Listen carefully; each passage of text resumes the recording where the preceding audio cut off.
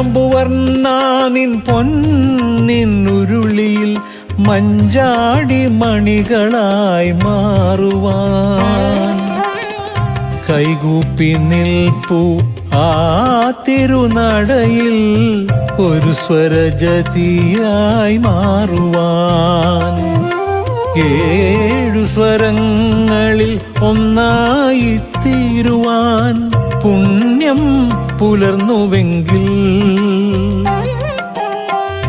എൻ്റെ ഈ ജന്മം അർച്ചന പൂക്കളായി കൈനീട്ടി വാങ്ങുമല്ലോ ഗുരുപവനപുരിയിൽ ചെന്നു ഞാൻ എൻ്റെ